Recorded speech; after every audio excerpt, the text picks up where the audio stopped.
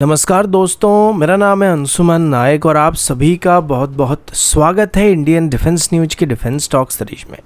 जहां पर हम रोज नए नए डिफेंस अपडेट्स के बारे में बात करते हैं। तो चलिए देर न करते हुए आज की वीडियो शुरू करते हैं।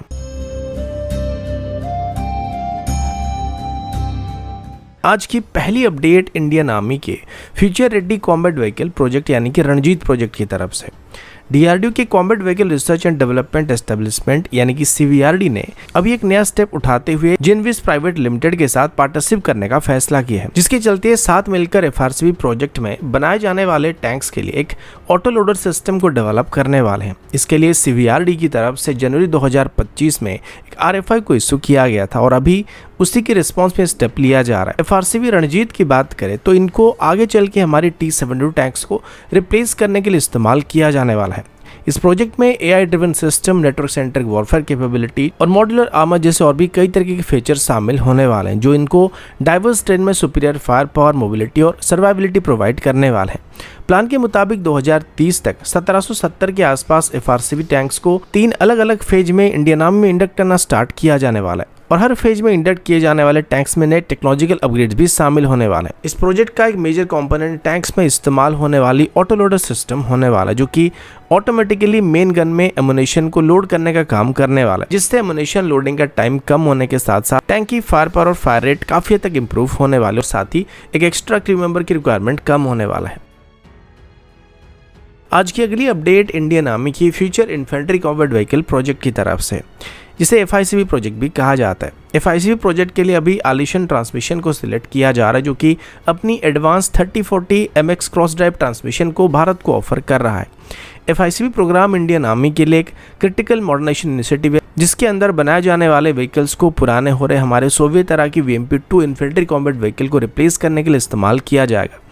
एफआईसीवी को खास तौर पर फ्यूचर कॉन्फ्लिक्ट्स के लिए डिजाइन किया जा रहा है, जिसमें सुपीरियर मोबिलिटी, फायर पावर और सर्वाइबिलिटी को ध्यान में रखा जाने वाला है। आलिसन की तरफ से भी एल&टी, टाटा एडवांस सिस्टम और महिंद्रा डिफेंस के साथ क्लोजली काम किया जा रहा है। हालांकि ये सभी कंपनी अभी अपने अपने प्रोटोटाइप्स को डेवलप कर रहे हैं, लेकिन इन सभी में 3040 MX ट्रांसमिशन का इस्तेमाल किया जाने वाला है। 2024 के दौरान इस ट्रांसमिशन सिस्टम की डिजाइन, डेवलपमेंट, फैब्रिकेशन, टेस्टिंग और डेमोन्स्ट्रेशन के फेज कंप्लीट किए जा चुके हैं। एफआईसीवी प्रोग्राम के अंदर इंडियन आर्मी अपने मैकेनाइज्ड इन्फेंट्री और आर्मर्ड कोर के लिए नियरली 1750 नए व्हीकल को खरीदने वाली है, जिनको अगले 20 सालों में इंडियन आर्मी में इंडक्ट किया जाने वाला है। इन्फेंट्री कॉम्बैट व्हीकल एक ही चेसिस पर बेस करके बनाया जाने वाला है, जिनको डिफरेंट टाइप के ऑपरेशन के लिए इस्तेमाल किया जा सके और इसमें active protection system, day night fighting capability और एंटीड्रोन कैपेबिलिटी भी मौजूद होने वाले हैं, जो कि इनको मॉडर्न थ्रेट के खिलाफ एक मजबूत फाइटिंग मशीन बनाने वाला है। ऑफेंसिव वेपन की बात करें तो इसमें एक 30mm का auto cannon, anti tank guided missile और 50 कैलिबर की रिमोट कंट्रोल वेपन स्टेशन मौजूद होने वाला है और साथ ही एक सेकेंडरी मशीन गन भी इसमें इस्तेमाल किया जाने वाला है। एफआईसीवी प्रोग्राम को पहले ब्यूरोक्रेटिक हर्डल्स और शिफ्टिंग प्रोक्योरमेंट पॉलिसी की वजह से काफी सारे डिले का सामना करना पड़ रहा था, लेकिन मेक इन इंडिया इनिशिएटिव के अंदर अभी इसे नई मोमेंटम मिल रही है। अभी इसकी डेवलपमेंट में एल&टी, टाटा और महिंद्रा डिफेंस पार्टिसिपेट कर रहे हैं और खास तौर पर एल&टी ने अपने इन हाउस डिजाइन किया हुआ फाइटिंग कंपार्टमेंट प्रोटोटाइप को भी शोकेस किया था और अगर ये सिलेक्ट किया जाता है तो एल&टी अपने हजीरा फैसिलिटी में एफआईसीवी की मास प्रोडक्शन करने की तैयारी कर रहा है।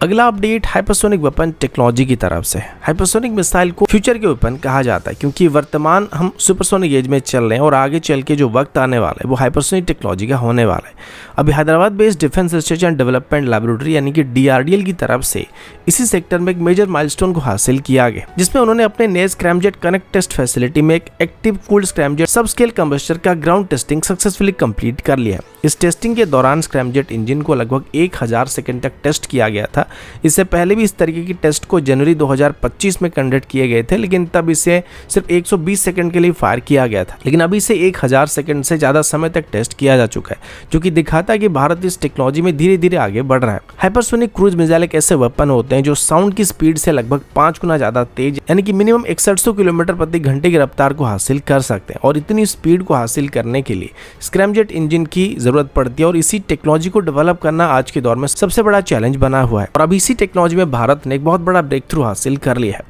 DRDO की सफल परीक्षण के बाद भारत के फ्यूचर हाइपरसोनिक वेपन का रास्ता काफ़ी साफ नज़र आ रहा है, क्योंकि रिसेंटली जो टेस्ट किया गया था उसके हिसाब से इस टेक्नोलॉजी को बेस करके जिस भी मिसाइल को डेवलप किया जाने वाला है उसका रेंज मिनिमम 1700 किलोमीटर के आसपास होने वाला है, जो कि पलक झपकते ही दुश्मन पर हमला कर सकता है। और हाइपरसोनिक होने की वजह से दुनिया की किसी भी एग्जिस्टिंग एयर डिफेंस सिस्टम इनको इतनी आसानी से इंटरसेप्ट नहीं कर सकता है।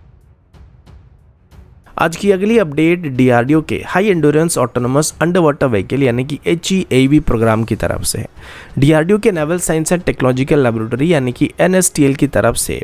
डेवलप किए गए high endurance autonomous under water vehicle यानी कि HEAV का अभी डेवलपमेंटल ट्रायल शुरू किया जा चुका है। इसका लेंथ करीब 10 मीटर के आसपास और इसका वजन करीब 6 टन के आसपास है। ये व्हीकल खास तौर पर mine counter measure, intelligence gathering, surveillance और रिकॉनेस जैसे मिशन को करने के लिए डिजाइन किया गया और इसका डेवलपमेंट चाइना के बढ़ते हुए अंडर वाटर प्रेजेंस को काउंटर करने के लिए काफी क्रूशियल माना जा रहा है। HEAV की खास बात यह कि ये 15 दिन तक बिना रुके ऑपरेट कर सकता है और 300 मीटर की डेप्थ तक डाइव कर सकता है। कम्युनिकेशन के लिए इसमें एक्यूस्टिक UHF सी बैंड और सैटेलाइट कम्युनिकेशन सिस्टम दिया गया है, जो इससे डाइवर्स अंडर वाटर एनवायरनमेंट में भी रिलायबल कनेक्टिविटी प्रोवाइड कर सकता है। सेंसर की बात करें तो DRDO के naval physical and oceanographic laboratory यानी कि NPOL के द्वारा डेवलप किए गए फ्रंट लुकिंग सोनार, फ्लैंक कैरियर सोनार और साइड स्कैन सोनार इसमें लगाए जा रहे हैं, जो माइन काउंटर मेजर ऑपरेशन और अंडर वाटर डिटेक्शन में इसको मदद करने वाले हैं। साथ ही LRD के द्वारा डेवलप किए गए एक portable low power expand 360 surveillance radar में इसमें मौजूद होने वाला है, जो इसे आईएसआर कैपेबिलिटी प्रोवाइड करने वाला है। HEAV का मेडन सरफेस रन 7 मार्च 2024 को कोचिन शिपयार्ड के ISFR जेट्टी में किया गया था, जिसमें सारे मिशन पैरामीटर को सक्सेसफुली वैलिडेट किया गया था। फिर उसके बाद मार्च 2025 में इसके लेक ट्रायल के दौरान भी इसके सारे सोनार और कम्युनिकेशन सिस्टम की परफॉर्मेंस को बिना कोई दिक्कत में वैलिडेट किया गया था। HEAV का डेवलपमेंट भारत के डीप ओशन वॉच प्रोजेक्ट का हिस्सा है, जिसका एम है कि इंडियन ओशन रीजन के क्रिटिकल एरिया जैसे कि 90 ईस्ट रीज, अंडमान और निकोबार आइलैंड और बे ऑफ बंगाल में एक advance under water surveillance network को एस्टेब्लिश किया जा सके, जो कि हमें फ्यूचर में दुश्मन के अंडर वाटर एक्टिविटी के बारे में जानकारी दे सकेगा। और ये प्रोजेक्ट खास तौर पर देखा जाए तो चाइना के पर्सपेक्टिव में हमारे लिए काफी मेजर रोल को प्ले करने की उम्मीद किया जा रहा है। आज की अगली update Hyderabad based VM technology की तरफ से, और अभी हम भारत की एरो इंजन डेवलपमेंट के बारे में बात करने वाले हैं। भारत की फ्यूचर एरोस्पेस सेक्टर के लिए ये प्रोजेक्ट काफ़ी मायने रखने वाला है और इसी के चलते VM टेक्नोलॉजी के मैनेजिंग डायरेक्टर V वेंकटराजू ने एक बहुत बड़ा स्टेटमेंट पास किया। उन्होंने कहा कि Indian private sector company advance medium combat aircraft यानी कि एमका के लिए 120 किलोटन क्लास की थ्रस्ट को जनरेट करने वाले इंजन को डेवलप कर सकते हैं, लेकिन इसके लिए गवर्नमेंट की सपोर्ट की जरूरत पड़ने वाली है। एक रिसेंट पैनल डिस्कशन में V वेंकटराजू ने बात बताया था कि इंडिया का एरोस्पेस सेक्टर काफ़ी ट्रांसफॉर्म हो चुका है, जिसमें सिस्टम इंजीनियरिंग, सिस्टम इंटीग्रेशन और प्रोसेस ऑटोमेशन का स्ट्रॉन्ग एक्सपर्टीज भी डेवलप किया जा चुका है। उन्होंने कहा कि VM टेक्नोलॉजी के पास भी अभी 800 से ज़्यादा इंजीनियर की मल्टीडिसिप्लिनरी टीम मौजूद है और एडवांस डिज़ाइन और सिमुलेशन टूल की मदद से इंजन डेवलपमेंट को काफ़ी तेज़ी से आगे बढ़ाया जा सकता है। मैन्युफैक्चरिंग सेक्टर के मामले में भी भारत ने पिछले कई सालों में प्रिसिजन मैन्युफैक्चरिंग में काफ़ी प्रोग्रेस किया, जिससे ग्लोबल ओरिजिनल इक्विपमेंट मैन्युफैक्चर के लिए भी पार्ट्स को सप्लाई किया जा रहा है। क्रिटिकल सिस्टम जैसे कि फ्यूल सिस्टम का प्रोडक्शन भी अभी इंडियन कंपनीज एफिशिएंटली कर रहे हैं। इसके अलावा वेंकटराजू ने बताया कि हमारे पास रिलायबल कंपोनेंट्स को बनाने का 40 साल का एक्सपीरियंस भी मौजूद है और अभी हम कंप्लीट सिस्टम को हैंडल करने के लिए कैपेबल बन चुके हैं। लेकिन